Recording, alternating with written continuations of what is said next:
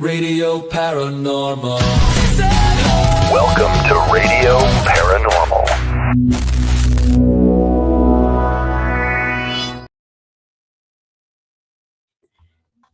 Hey, I told you I fixed the beginning.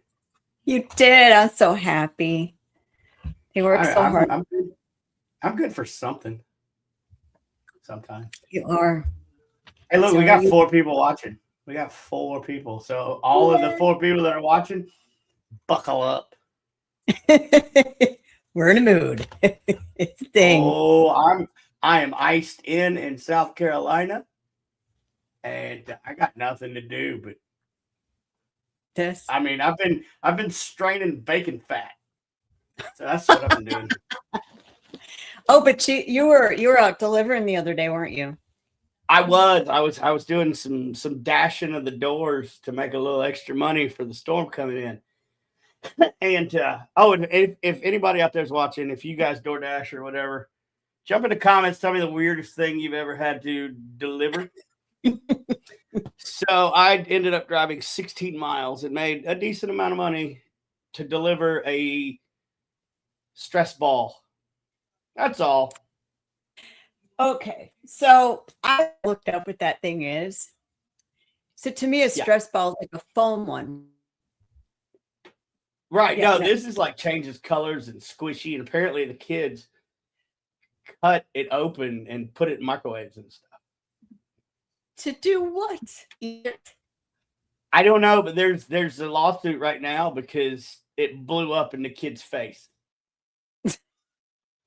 I just say, like, that's just typical how I was brought up in Gen X. Like, if you blew up your microwave, you deserved it, and you're an idiot. Yeah. Yeah. Anyway, It's it's like the new Tide Pods. it's just weird. Like, and they sent me to CVS, which is a pharmacy, right, to go pick this up. So, y'all, if y'all are watching and you're dashing some doors, let me know some strange stuff. I got more to come, but no, DoorDash is completely shut down today. The whole area is shut down, and it's so bad here in the South that Waffle Houses are closing. You know, it's bad if a Waffle House closes in the South. The U.S. government actually uses the Waffle House Index to tell the National Weather Service and others how bad it is. So when Waffle Houses start closing, that means it's going to be terrible. So that being said, I have power for now. But at any point in this interview, if I just go, wah, we have no power. So, Good times. No, okay. Yeah. So I always judged Waffle Houses by their signs when I was traveling because I grew up north. We didn't have them, but when I traveled, we did. You know, I would run across them. So I feel like the more letters burnt out in their sign, the better the Waffle House gonna be. see, I just know that a Waffle House, depending on how many people have been shot, stabbed, or gotten into a fight at that Waffle House, then I know that that's a good one. That's a good one. Okay. And I will say, yes, I too have been shot at a Waffle House. So, No and way. it's delicious. Oh, yeah. I got shot at a couple times at Waffle Houses. So, anyway, that's what we're doing. We got a great guest, though, too. But before that, tell me about New Orleans and the ramp up of Mardi Gras. How's that going? Oh, good. Cold. We had our latest parade last night, Chewbacca's. Fun parade. It's all walking. It's one of the last in the quarter. Next week will be the last that goes in the quarter. The rest of them go to the traditional canal route that everyone thinks is one day, and it's like starts January 6th, folks. This year, Mardi Gras is generally a marathon, not a sprint, but this year it's a sprint. It's the 17th. So Chewbacca's is what I call the funnest nerd thing ever because it's all Star Wars and sci-fi. I'm good with all of the above. All of the above. And they get creative. I didn't go last night. I had to go talk to some dead people on a ghost hunt. Of course. So I did that instead. And that's not his thing. So he stayed home and did, I don't know, whatever Chris does when I'm not there. I don't even want to know some. He's doing Chris things. And before we talk about Chris, please like and share before we make fools of ourselves. You know what I think we should do? I think we should just jump into our guest because I have questions. He has answers. And you know what? He is a really good example of why we are putting on the Paracon, because he is going to be one of our speakers. He fits right into our main focus. We are trying not to be the traditional Paracon. We are trying to be educational focused. How can I be a better paranormal investigator? How can I find out if I have gifts? Where's some legit, accurate, safe outlets to learn things? And this guy is going to be talking about some of that stuff. So yeah, I'm excited. I need to learn. I've been in the paranormal 30 plus years, and guess what? I know enough about the paranormal that to know that I know nothing. Yeah. So Paracons like yours that are gonna, that are focused on learning is first of its kind that I've seen. Because there's so much to learn from so many people. But why don't we touch on some of the stuff with our guest? Would you like to interview? Of course you want to interview him because you're here. Would you like do the thing that you do? So we have Dr. Bill Slevin, who is a world-renowned paranormal investigator, parapsychologist, demonologist, educator, again, why we're bringing him on, author. He does have a new book coming out, so we're going to talk to him about that, with over 36 years of experience in uncovering the mysteries of the unknown. He has a PhD in parapsychology, hence the doctor, and metaphysical humanistic science. And he has led well over 1,000 residential investigations, specializing in hauntings and demonic cases of hauntings, depending upon what part of the country you're from. I'm doing two languages at the same time. We're doing the Appalachian and the Minnesota and the New Orleans. Yeah. Okay. That are challenged even the most seasoned experts in teaching people how to fully understand evidence that they capture. So welcome, Dr. Bill Slevin, I hope. Hi. And there he is. Hey, how you doing? Good. Well, I was going to pull him up when you were done saying his full name, and then you slowed down, and then I second guessed myself. So, but anyway, you're here, doctor. Thank you so much. But first of all, since we do have a doctor here, I need you to look at this. I'm just kidding. Well, I want to bring this up first of all. Our Waffle Houses are open right now down in Florida, so I don't like you at all. And this is the first time I've talked to you, and it just more and more, I just don't like you. No, they'll shoot at you here too. How are the signs? Do they have all the? It is so true. You get all of the BS and none of the weather down there in Florida. Yeah. I love it. So the reason why he brought that up, y'all, here in the South, Waffle Houses are closing down. We're lucky I got power going on. So the 24 of y'all that are watching, and probably maybe more, if you're in the South, stay off the streets. I just need to do my PSA. Please stay off the streets. I've talked to a bunch of my friends in law enforcement, and it is nasty out there. So stay home and just watch us. Anyway, I needed to get that out because it's bad. It's bad out there. What about the Dollar Generals? Are they going to be open tomorrow? You know what? I'm going to call Tractor Supply tomorrow, and if they're not open, we're doomed. The end of the world as we know it. And I feel fine. Sorry, Bill, we get a little goofy. Nope. We got to save the F words for like the end, people that are in the chats. We like to cuss, but Facebook is weird, so we got to keep the Fs for later. So I'm going to star what you just said, and we'll put it back up. Yeah, go later. You got to start.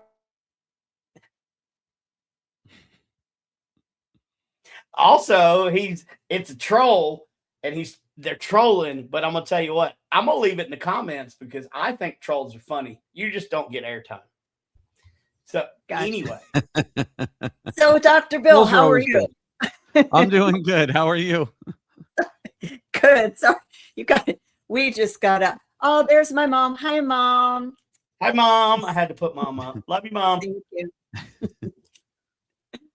Oh, Okay. Now let the show begin. yes. Wow. So, Dr. Bill, we're going to have you at New Orleans Paracon here, Yes. July 31st through August 2nd at the Astor Crown Plaza in the French Quarter. I want to know, we're so happy that you're a part of it, but what makes you excited about it? Well, first of all, I've never been to New Orleans, as crazy as that is. So I am excited to come to New Orleans. On top of it, like you said, this is something a little different. I've done conventions and I do schools and libraries and things like that, and it's very few conventions or paracons or anything really do a lot of educating. It's more that's my amazing manager. Oh, hey, Asia. It's more of, we're going up, we're talking about ourselves, we're talking about our cases, things we've done. It's not a lot of like workshops. There are some that have very few. So I like the fact that I'm going to be there, actually educating people, because that's what I like to do. Most of my, when we do libraries and schools and things like that, it is more focused on the educational side of it. Mm-hmm. So I enjoy that. I'm looking forward. There's nothing about this that I'm not looking forward to. I know Chris has talked to you. Right? He's got some locations for you. He's excited to bring you to. Yes. And Dr. Bill, I'm excited too, because like you, I've never been to New Orleans either. So like, I don't know what to expect. I'm totally looking forward to that. That's going to be so much fun. So, but other than speaking and the fact that it's going to be an educational paracon, outside of that, what's the one New Orleans thing that you got to get right when you get there? Like mine's going to be beignets. That's, it's funny. I was just talking to my mother and she goes, you have to have those first thing. That's what she said. Well, I'll tell you what, let's you and me go get us some beignets when we get there. All right. Sounds good. And I've got the perfect beignet tasting route for the two of you. You go to Miss Loretta's Pralines in the French Market. You get some of her beignets. Then you go to the Icon Cafe du Monde. You get some of those beignets. They're different. The Ursuline nuns from Normandy, France, are the ones that brought the recipe over, just like the pralines. And Miss Loretta's is a little bit more of the French flaky pastry style, while Cafe du Monde is a little bit more of a southerny biscuit kind of. It's a little bit more dense. They're both kind of light. So locals are torn as to which is the one. Right. I'll give you another tip. It's when you're about to bite in, do not inhale. That's all I got to say. Well, as my favorite president once said, I never inhaled. What? Yeah. People wear that stuff. So what are you going to be talking about at the Paracon? So my classes, my workshop is going to be on how to properly conduct residential investigations. So it's po' boys too. Yeah. But yeah, I'm going to be explaining to people what the difference is when you're going on a real residential investigation, because a lot of people that just watch the paranormal shows and everything, they don't really get a full feel of that. It's very, very different from public investigating. And there's a lot of dangers in it. There's a lot of dangers for you, a lot of dangers for the client. So there's a lot of things that people don't understand. And I have 37 years now in the paranormal field, but I also have 33 years in the technology field. So I know how equipment works. I know what sets it off naturally. I know I'm an expert in CCTV cameras and everything. So I know what causes all the little things you see on the cameras that everybody thinks is something, sometimes it is. Right. Sometimes it is, but that's what I'm really looking forward to. And So false positives are a good thing to learn for investigators, because just like you'll say, I know a lot of people say, oh my God, it's a demon, and it's not. Bad people die too. It's like, oh, that's a spike in EMF, yet their phone's not on airplane mode and it's right there. Right. Or SLS cameras, you get outside with them, foliage, trees, umbrellas on patio tables. I've only had two captures on an SLS that really had me questioning. I've seen them actually pick up things from wallpaper patterns, the lines in the bricks on the wall. I mean, it's amazing because that's what it is programmed to do. It is programmed to scan and look for things that will imitate a person because it's looking for your arms and legs for gaming, So I've had two that are really, really interesting that I can't explain. Oh boy, I hope you get to go to the Andrew Jackson Hotel and meet Priest. Well, all right. I work he a does lot the with, wild stuff. I work a lot with ITC. I work with Supernatural Inc. I don't know if you know my best friend KD Stafford. He makes the ink boxes. He's been on Ghost of Devil's Perch. Where's my ink box? Goes to Morgan City. He makes the ink boxes. Okay. But we work with a lot of ITC, and you know what? It's true. Because there's a ton of false positives. Like there's not a lot on an ink box or a reverse sweep box or what have you that catches me off guard because I work with it all the time. But there's things that you're going to pick up that, the person that just got this box has no knowledge of it. They're going to pick up every single full sentence and think it's something. So, and there's not a lot of explaining of how to debunk. Everybody wants evidence. This is what it is. But what happened to the good old debunking? And, I think that's what you're going to bring a lot to the table. I'm excited to learn from you. Yeah, it's one of those things where, you watch TV and you watch all the shows. And look, I love the shows. I've been on some of the stuff, but you have to understand there's a difference a little bit between paranormal and paranormal entertainment. There's one of the things is I tell people is if you go out and you buy, let's say, a REM pod, okay, don't put it there, turn it on and go, oh, it beeped. I got a ghost. Learn how your device works.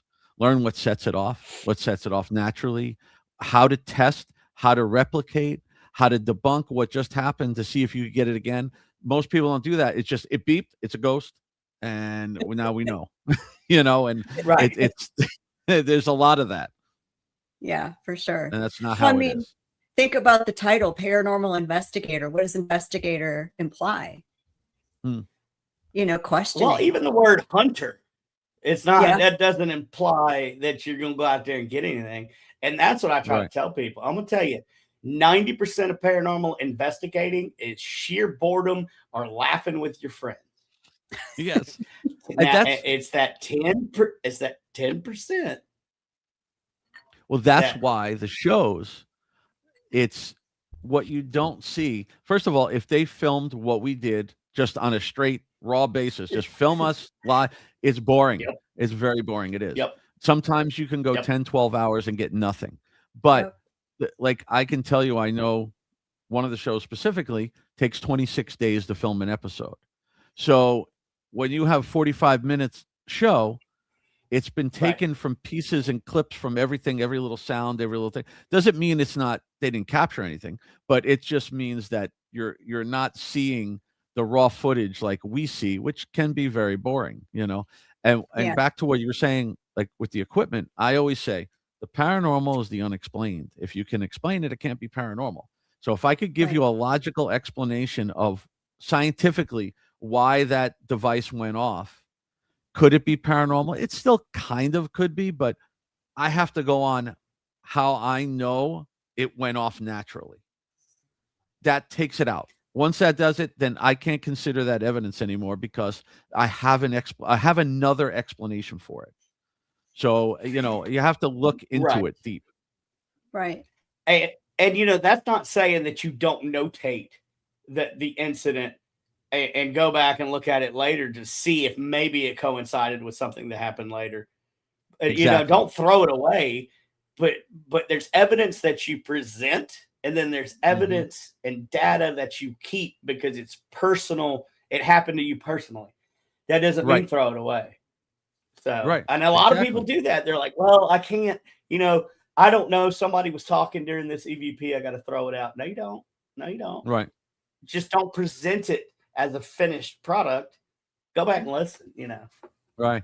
Like, people don't realize that if they're doing an EVP session and somebody coughs or somebody, makes a noise, just go, John coughed, and just keep going. So you'll remember when you hear it. Because if not, they're all going to be like, what was that? Did you hear that? And they'll forget that John coughed.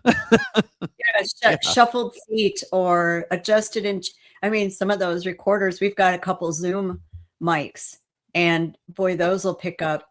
We don't do a lot of EVP here, especially in the French Quarter, because it's the French Quarter. It's never going to be silent. Wow. Right.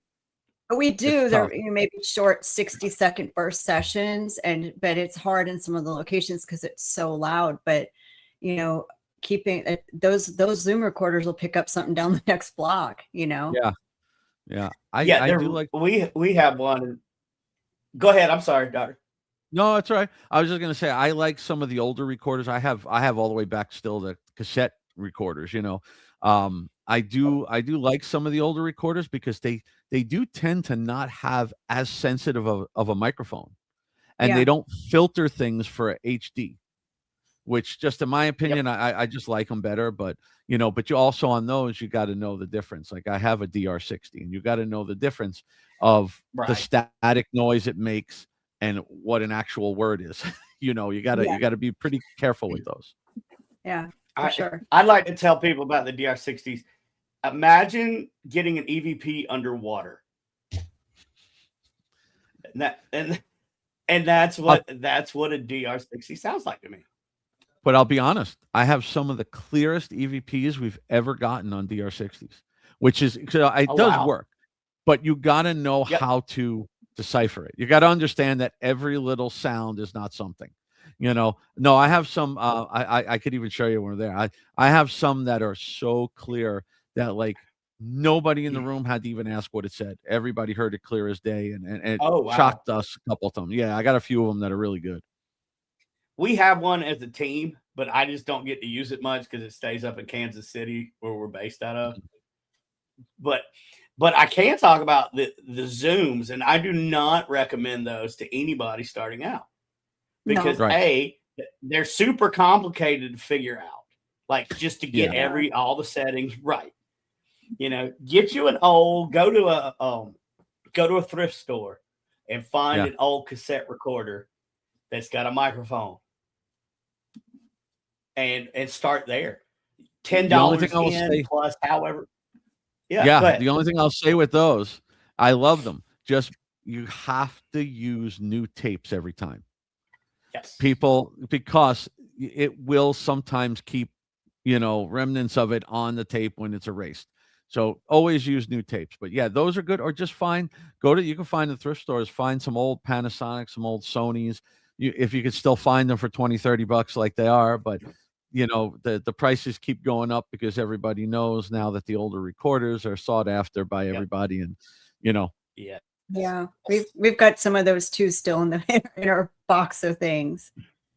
I have a case. And speaking of being 60. Excited, and speaking of being excited about going to New Orleans and checking out this informational Paracon, for those of you that are watching via something other than your phone, that little QR code, that little QR code right there, scan it. It will take you to the New Orleans Paracon, the first ever in the French Quarter New Orleans Paracon. It will show you everything you need to know. Prices from $300 a night. That's for a couple with a hotel room at the Crown Plaza. Y'all ain't gonna pay anything cheaper than that to do this. But yeah, just scan that. That'll take you to the code. Running at the bottom is www.neworleansparacon.com. Check it out there. And then we'll talk about our packages here in a little bit. And now back to the show. I put the link in the comments too. Okay, good. So, sorry, I was like, I need to pay bills. You're also, I assume, you're also going to be at your booth at the Paracon. You're going to have your new book there for people Yes. to have access to.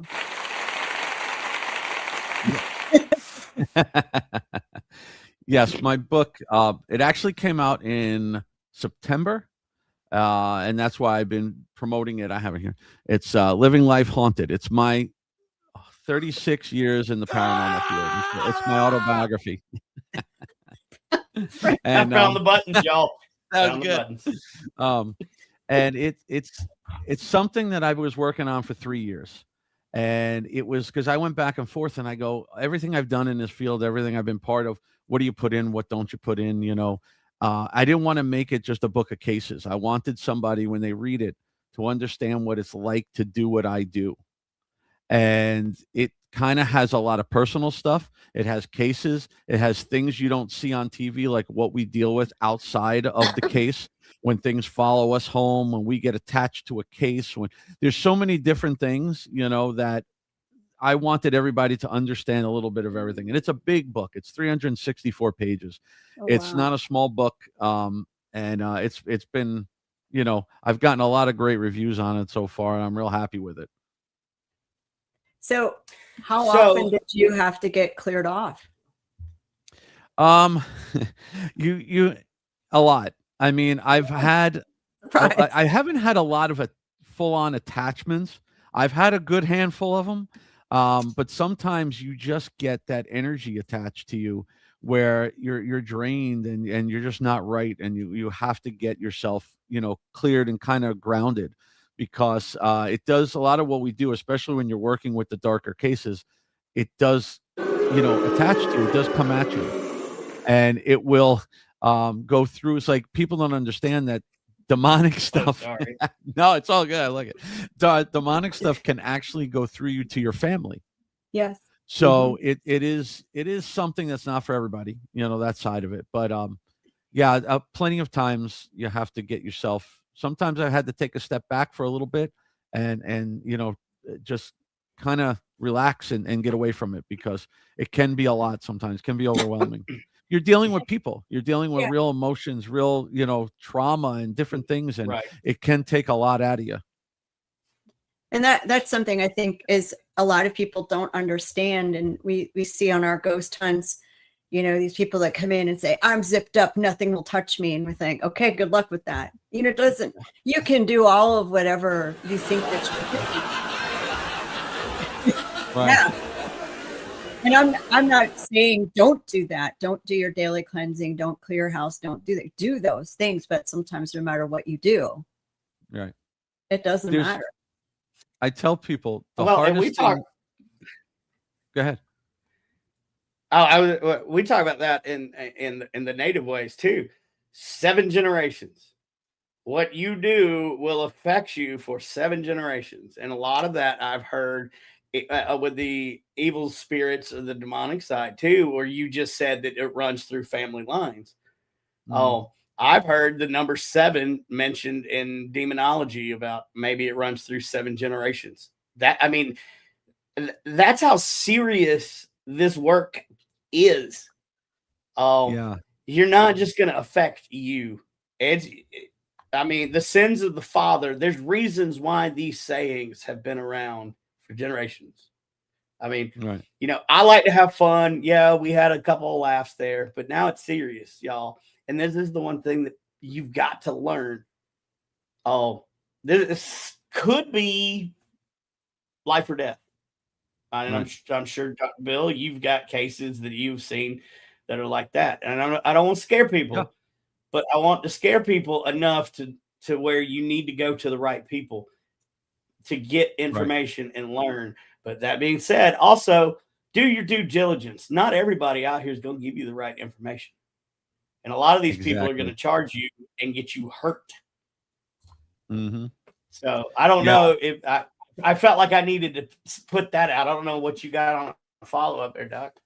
Yeah, no, that's a big thing. I mean, I could tell you a lot of our cases come from people who went to other teams. And I'm not saying there's nobody out there that knows what they're doing. It's just that if you were watching, the TV shows and you learn from the TV shows, and then you go out and you start, wanting to be a ghost hunter or an investigator, and you want to go out there, I encourage it. I do, but don't go into people's homes. Don't do that unless you're with experienced people who know what they're doing, because like you said, there's dangers to you, but there's also dangers to the client, because if you don't know how to properly determine the difference between a possible, say, demonic case over a possible person who's schizophrenic and they didn't tell you, or maybe they don't even know yet, you can damage them really bad, and not just in a demon sense. You could damage them very bad, because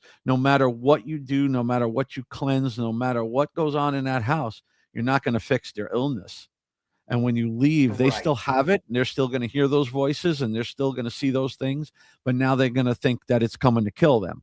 And you could get them, they could harm themselves. It is a dangerous thing. Like, I've been an IT director for 33 years, but the last 12 and a half years, it was at a psychiatric facility. So I've learned a lot about psychiatric illness. I learned a lot about, everything to do with addiction and illness and all that it helps. My team is very well versed in many different things. I have a fully licensed psychologist on my team.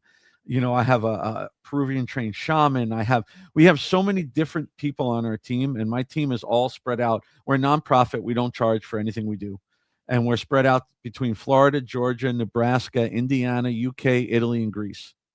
So we have people all over the place. And we try to educate other people, not just, regular people who want to learn. We want to educate people that are coming into this field to learn and try to bring back a little more of the research, because we've gone too far off to the clicks and not so much to the research. And it's I like the entertainment side of it, but it's not advancing the field anymore, because it's too many people just doing it for money and likes and things, and not looking. They don't want the true evidence. They just want something they can show to glorify it, Mm-hmm. So that's the problem. It is. Or something that they can use to put the word demon in their YouTube, so the algorithm picks them up. Right. Yeah. Let me tell you, I say this all the time. Anybody, I don't care who they are. I know some people might say something to me. I don't care who they are. If they say they're not scared from either a demonic case they're on or a demonic case they're going into, then they have no idea what a demonic case is, because they are rare, but they are frightening, and you don't know what's going to happen. And it's very, very different than anything you've ever seen. And, so yeah, anybody who says, oh yeah, we had a, like if you look at a YouTube thing and we're like, oh yeah, we're in a demonic case tonight, and they were laughing. No, they weren't. Yeah. No, you're not. No. If the camera work is steady, no, it's not. We don't go. What I'm saying, like, yeah, we don't go running out and screaming, but I was on 7 confirmed demonic cases, and every one of them was the most frightening things I've ever been part of in my life. I will never forget them. They will haunt me forever. And those where I was scared. There's no other way around it. You have to try to contain it and keep your faith over it, but they're frightening. I always say you have to be like that ER doctor that's got a bad case. You gotta just get done what you need done, and then you can react and be scared. You can let the rest of that out later. Right. And let me give a shout out to this one person, Frenchie. If that's KD's buddy, Frenchie, what's up, man? So him and KD, if that's the right same Frenchie, they served together in the Army, and like KD and I were doing a show, and out of nowhere, dude pops up, and then they reconnected. So that was really cool. So thank you for watching, bro. Oh, cool. I hope you're good.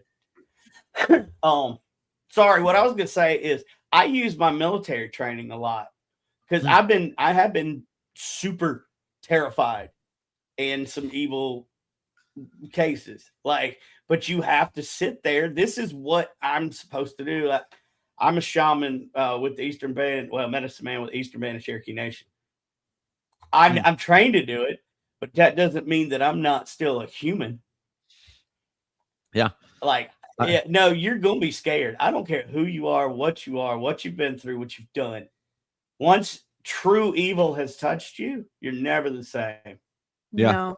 I get, as a demonologist, I get called in to assess cases by other teams, by different things. And,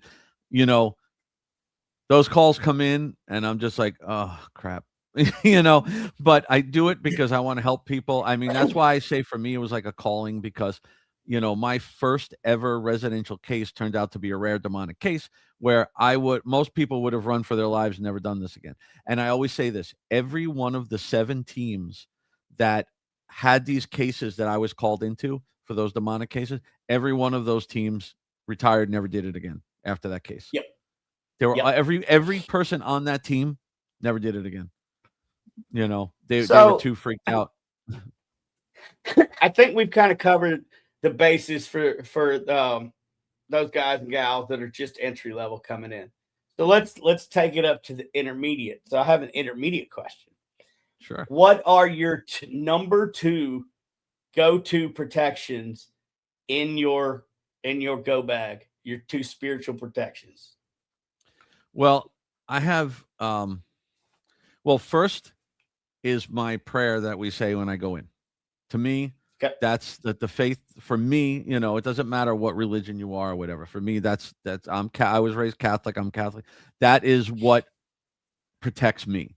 Past that, I have a little pouch that I bring with me that has my grandmother's cross in it that she used to wear all the time. I keep that on me because I believe she is my guardian. I have a whole chapter on her in the book. I also have a cool little thing in there too that was added a few years back when I was part of the Warren Legacy Foundation. Chris McKennell, their grandson, he gave me a Virgin Mary medal that was Lorraine Warren's. So I have that with me. Okay. And then everything else that I have on me is blessed. Those are the main things, though. I never go anywhere without those 2. And it kind of sounds like, and here's where we can merge cultures, right? It just sounds like you're carrying a really large medicine bag. Yeah.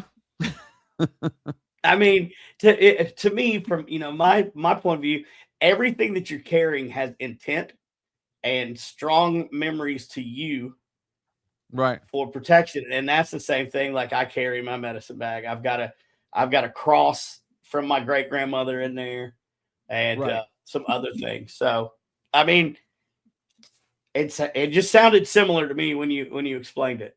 So right, I have my my rosary from my did communion, my first communion. Oh wow! So pretty powerful things to you that you can use. Right. I like that. Okay, that makes sense. I got some holy water from the Vatican when I was there a few years ago. Oh wow. Okay, so that just surpassed intermediate, and we just went to to the conclaves. But yes, you too can order this Vatican water. I will have it shipped to you for only $99.95. Right? Yeah, and a free jar of beef tallow. And yes, I do make my own beef tallow. So in case, and a Mardi Gras baby. Bill, pull us back. And a Mardi Gras, eat the baby, Bill. That's something we got to do, Dr. Bill. We got to learn about the king cake, and apparently you don't eat the baby in the cake. I've been told. So that's something that we'll have to watch out for. I'll make sure you don't eat a baby, and then I won't eat a baby, and we'll be good. I'm saving the babies from our king cakes for you. Yeah, so somebody pull us back here. It's gone off the rails. Hey, Joanne. So, Bill, you're going to have the book at our Paracon, but I assume you're going to have it at something else coming up. You're attending before the Paracon in your neck of the woods. Yeah, I have a few things. I mean, there's a bunch that haven't been, you know, confirmed yet, but March 14th, I have Sunrise Comic Con, which is a 1-day Comic Con down here in Sunrise, Florida. It's a great little Comic Con. I mean, it's put on by the city. It's in the they give me what I love about it is my panel is in the theater. So it's in the Sunrise Civic Center, and the theater, they actually do full plays in there. So it's a 2-level theater. And when I go up and I do my presentation, they pull the screen down and it's from the ceiling to the floor on the stage. It's like a 120-foot screen. It's pretty cool. Wow. So it's a fun, Oh, yeah, it's wow. a fun, it's a great Paracon. I mean, a Comic Con, and it's a lot of fun there. And then, I mean, I don't know if I could officially say it, but I will see everybody at MegaCon the week after that. I just don't know all the details of it yet. But I've been part of MegaCon for the past 5 or 6 years, and that is a great thing. It's 4 days. It's like 200,000 people. It's I Oh, do. wow. Yeah, it's the biggest thing I've ever been part of. It is insane. I usually do about 5 or 6 panels throughout the weekend. All different types of things. Some of my team is there, and it's a lot of fun. I mean, it's overwhelming. You got to plan, like you need a good 30-40 minutes to get from the booth to the panel room through the Oh, people wow. and upstairs. Yeah. Oh, It's yeah. it's a lot. It's a lot. When I come home from there, usually I don't want to talk about ghosts for a while. Right. You don't want but, to talk about anything to anybody for a while. Yeah. Oh, also, I don't even know if you know about this, but I do have another book there that I haven't even advertised. It's a paranormal journal and case log.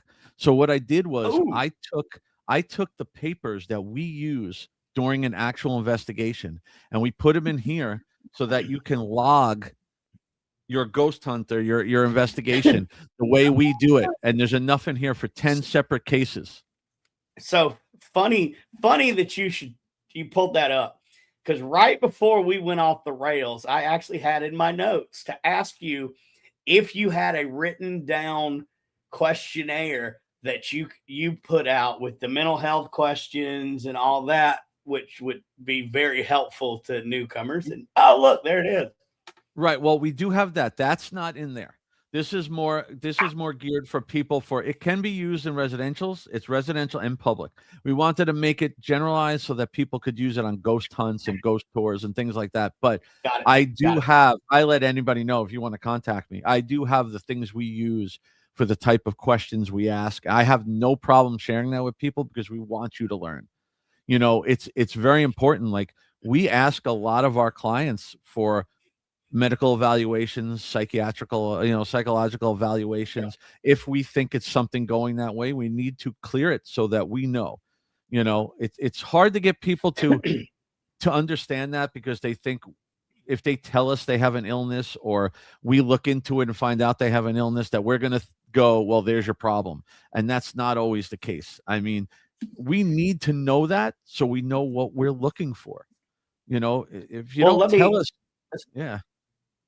Let me ask you this, because, okay, now we're just going to jump to expert level because this question popped up. So how do you get around HIPAA? Because I have run into some cases where the family members are screaming HIPAA, and that there's nothing I can do. Well, HIPAA is different because I worked in a psychiatric facility. So HIPAA is to protect. Once we know your info, we can't share it with people. You know, we can't force them to give it to us. We can only ask. If they don't tell us, they don't tell us. But we also have, like, one of the things we do before we ever get on a call with a client, like an actual Zoom call to meet them, and they have about 5 or 6 documents they have to sign.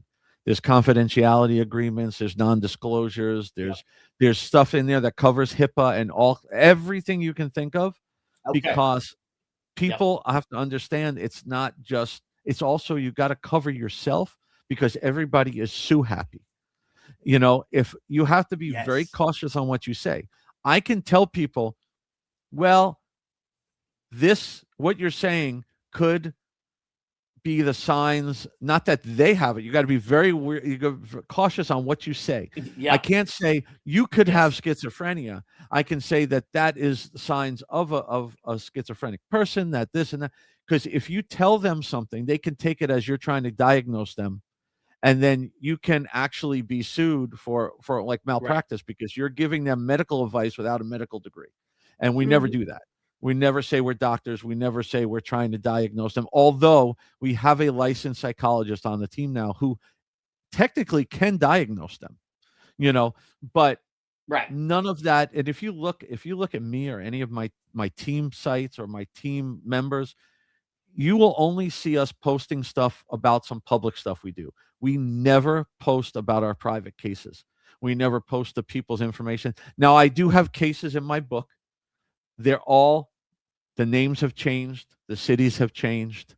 There's nothing identifiable in those cases. They weren't public cases that everybody could find out about. There are one or two where I do mention things, but I was given permission by the families. We never ever, and I use some in some of my lectures. I will actually use some stuff that was given to me with the ability to use them for educational purposes for people. But other than that, we do not publicize our stuff ever. We're not there to go live in somebody's house. We don't do that. It's very, very different. Because I have seen that in the past where these teams will be doing a home investigation and they're live on Facebook. Yeah. And it's for a private client. Right. And look, people could say what they want. We're in a free country. You can do whatever you want to. But I'm going to tell you right now, when it comes to me and mine and people that I associate myself with, there's a thing called ethics and morals. Yep. And if you can't meet those two simple ones, we don't need to be around you, and you're hurting us as a paranormal community. Yeah.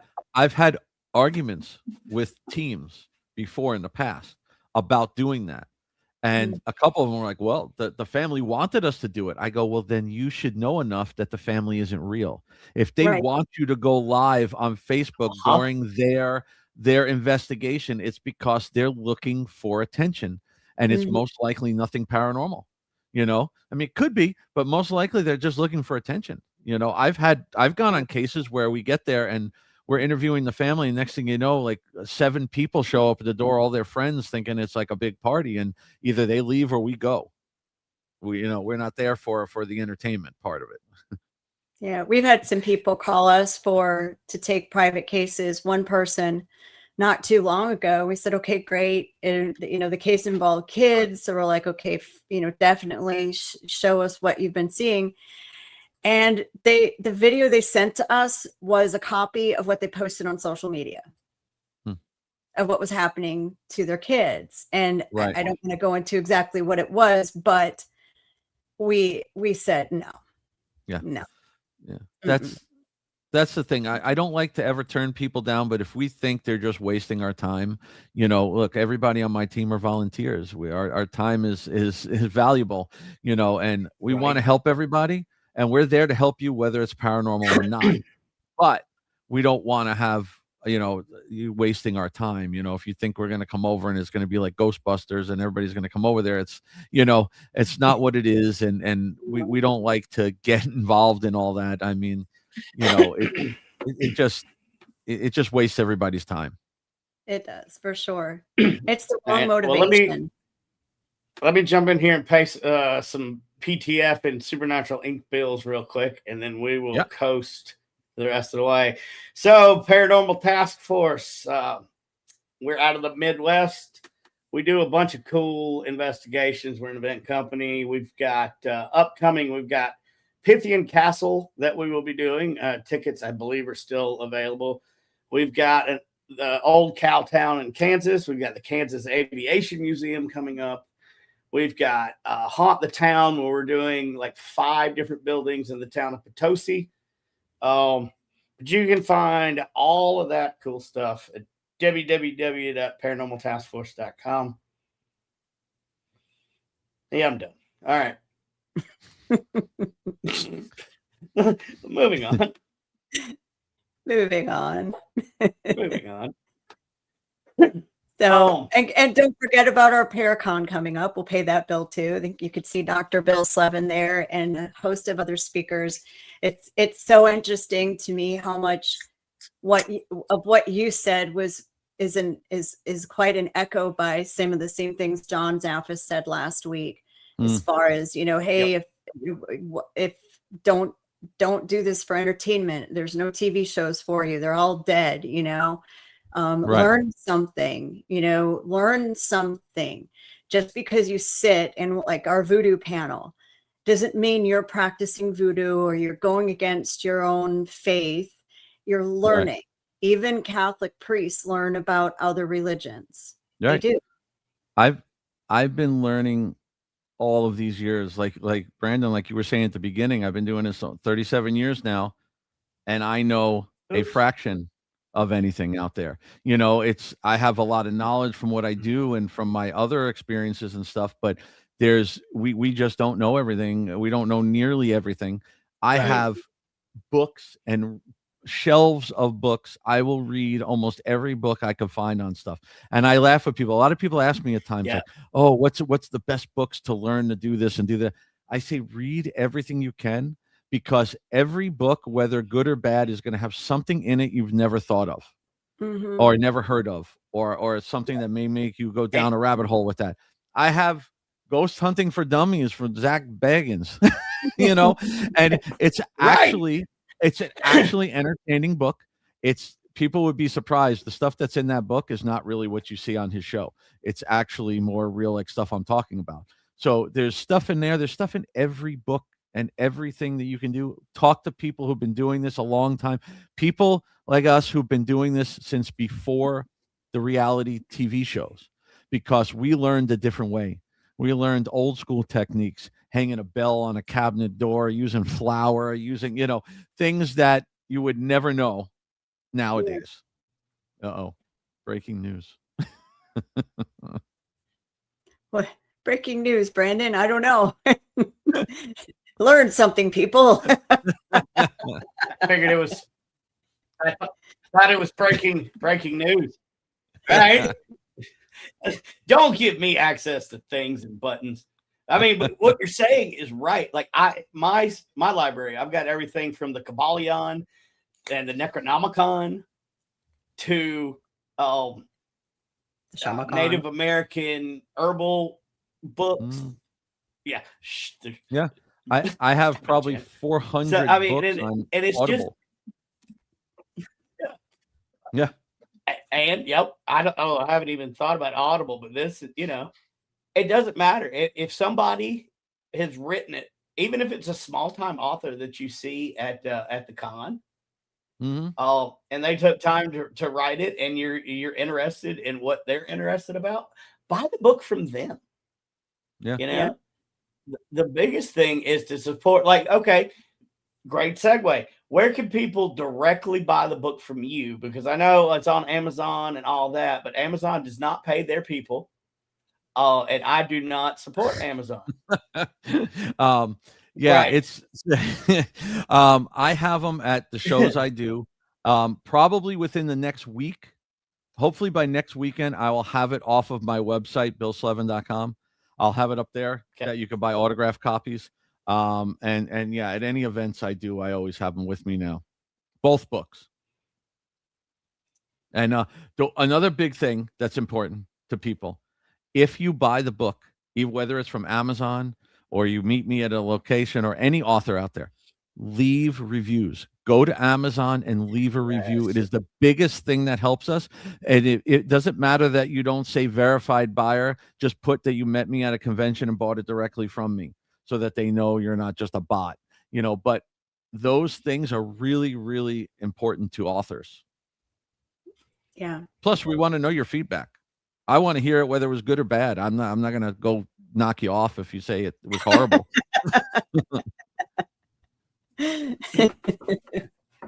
And speaking of not knocking people off if it's horrible, let's look at some of these packages here for the Paracon, and let's talk about it, shall we?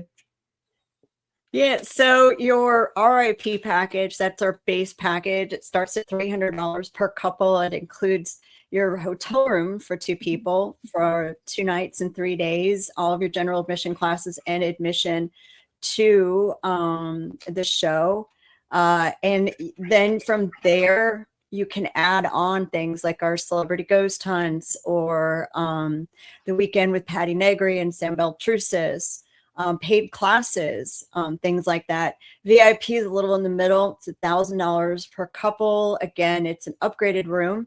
So you do get a suite in that package. You get 2 paid classes per person per day. I think there's some ghost hunts included in that. One on Friday, one on Saturday.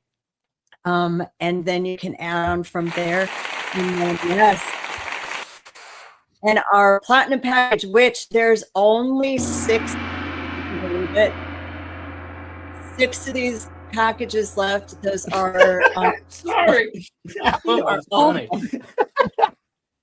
That's $1,500, and that's all the paid classes, ghost hunts, everything but the weekend with Patty Negri. And for those of you who want to use someone else's money interest-free, if you qualify for afterpay, there's probably some options for afterpay to pay interest-free or not interest-free in installments. So you don't have to use your credit card. So why not use someone else's money for free for a couple months, right? And you know what? That blows my mind. Are we going to do our game? Well, let's do the game. Doc, are you up for the game or? Oh, what game is this? I'm up for it, whatever it is. It's called This Would is You where we Rather. get real stupid. Yeah. Oh, Jesus. Yeah. All right. Okay, you This ready? is where we can say fuck at this point. Oh, yeah, I Okay. put those cards away. Crap. Fuck, I put those cards away. Anyway, Yeah. would you rather eat Martin Scorsese's eyebrows off his face or have to Oh, lick God. everything before you touch it? Or what? Have to lick everything before you touch it. Oh, wow. I'd have to eat the eyebrows. It's like a one-time deal, right? Yeah. Brandon? You What would you rather do? destroyed me. Like you came out swinging tonight. I usually have to make mine up. All I found a right. new deck of cards. I got more. I see that. My God, Doc, she got me there. I'm gonna defer back to her for a second. Next card, please. Jeez. All right. Would you, every time you fall asleep, end up be stuck in Narnia, or have Pitbull, Mr. Worldwide, rap to you every night before you fall asleep? Well, say that one more hell? time. I got to hear that one more time. That was a Okay. lot to take in. Wait. Would you rather every time you fell asleep, you ended up being stuck in Narnia, the Lion, the Witch, and the Wardrobe book, All right. Okay. or have Pitbull rap to you every night until you fall asleep? Oh, I had Pitbull. Fireball. Yeah, I think so. I don't think I want to be in Narnia every night. It's cold in Narnia, and there's like half breeds in Narnia. That's the wrong word. Jeez. All right. It's So show. I finally figured mine out. So it's going to be a really good would you rather.